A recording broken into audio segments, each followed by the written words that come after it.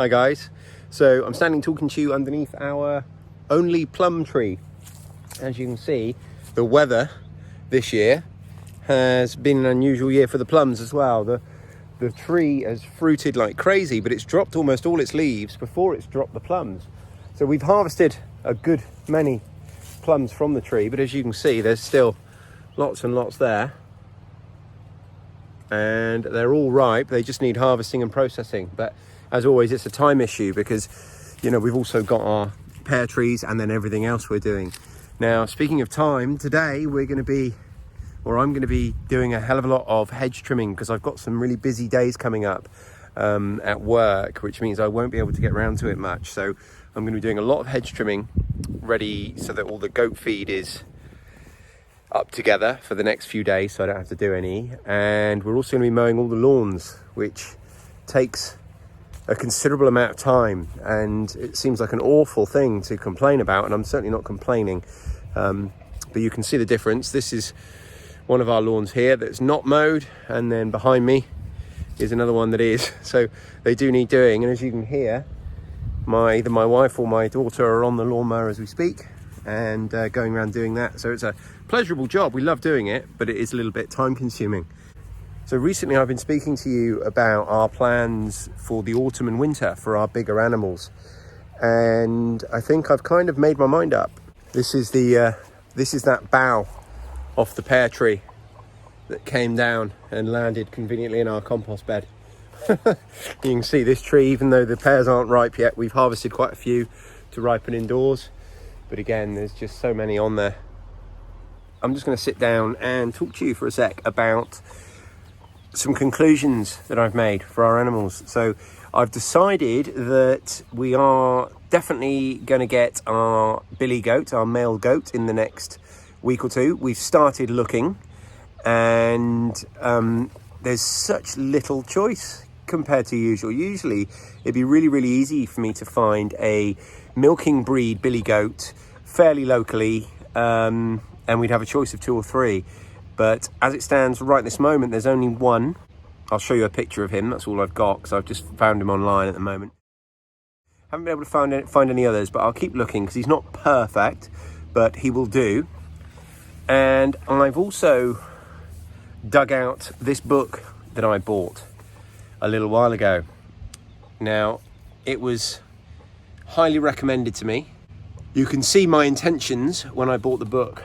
So I have decided that tonight my bedtime reading is going to be this, and by the time I wake up in the morning I will know what way I'm going with our pigs. And I've already made one decision, and that is that we're only going to butcher one of the pigs, and we're going to get a couple of weaner boars in. So we're going to get 2 young males basically. So we're going to butcher one pig, going to get 2 young males, raise them up. One of them will be butchered, and by the time that one goes off to butcher, hopefully we'll be almost ready to have another litter of piglets. So I've made that decision, and that's obviously going to work out far cheaper in the long run because weaners are sort of 40-45 pounds each, and how people are doing it that are buying their own pig food, I've no idea. It must be incredibly expensive. It'd be cheaper just to buy ethically raised, organically fed meat. So so we're going to be breeding our own, and hopefully we'll be able to sell some of our weaners. So in a litter you're going to have several pigs. You're going to have far more than we're going to want to keep, so we'll be able to sell some of our weaners, and just in our first litter the cost of that sale will pay for the weaners we're about to buy. So it's all going to be for free, and you know how much I love that price. So yeah, so that's where we are.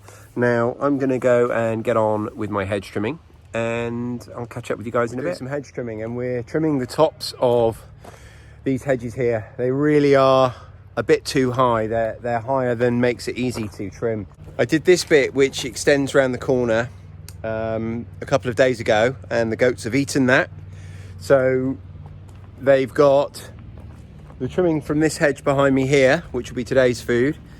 And because I'm going to be quite busy the next few days, I'm not sure how much time I'm going to get. I'm trying to get ahead with the hedge trimming. So we've got a fair bit down here now, and we're going to go all the way around. Now this beech hedging wants trimming twice a year really, and this one hasn't been done for a year and a half, so it's really overgrown and it's got far too high. It's really, really difficult for me to get to it, and it's going to take another year or so before it starts looking pretty again, and that's not really something that concerns me. I'm okay with that, but as you can see, it does look quite nice when it's trimmed, and I'm working my way along and then down towards our front door. So there's a fair amount here on the floor.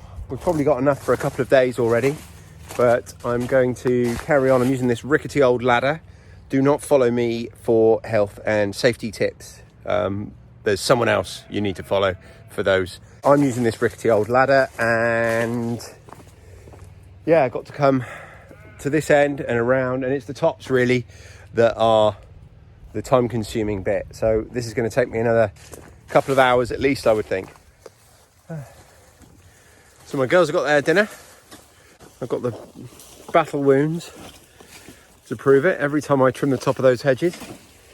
And we're going to go and pick our dinner now. We're going to have some sweet corn on the fire pit. My youngest son, to say he's been looking forward to homegrown sweet corn doesn't do it justice. He is, he can't wait.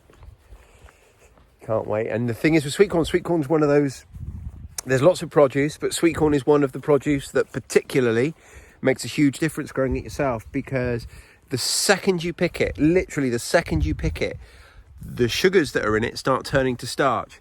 So there's an old saying which is you should have your boiling water, your pot on before you pick your corn, and I have done that. So we're gonna pick a few ears of this corn now and then go get it straight in the pot.